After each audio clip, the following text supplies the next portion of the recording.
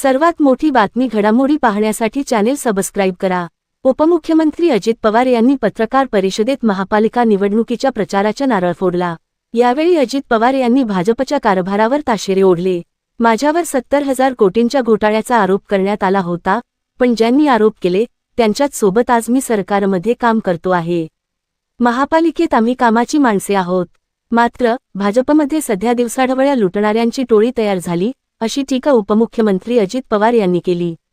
त्यानंतर पुण्यात बोलताना भाजप प्रदेशाध्यक्ष रवींद्र चव्हाण यांनी अजित पवार यांना इशारा दिला। अजित पवार खुद के गिरेबान में झांक के देखिए।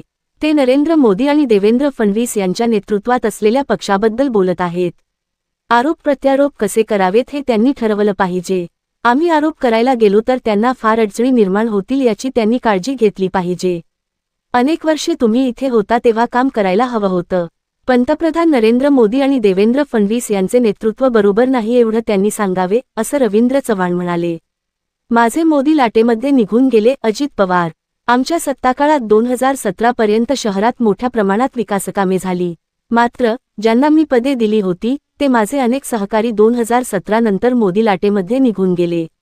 एकेकाळी आशिया खंडातील सर्वात श्रीमंत महापालिका अशी ओळख असलेल्या पिंपरी चिंचवडला बेस्ट सिटी ऑफ इंडिया चा पुरस्कार मिळाला होता। त्या काळात आम्ही महापालिकेला कधीही कर्जात टाकले नाही, उलट ठेवी वाढवल्या। मात्र गेल्या काही वर्षात जवळपास 8,000 कोटी रुपयांच्या ठेवी कमी झाल्या आहेत, पण त्या बदल्यात काम तरी कुठे दिसत आहे, असं अजित पवार म्हणाले।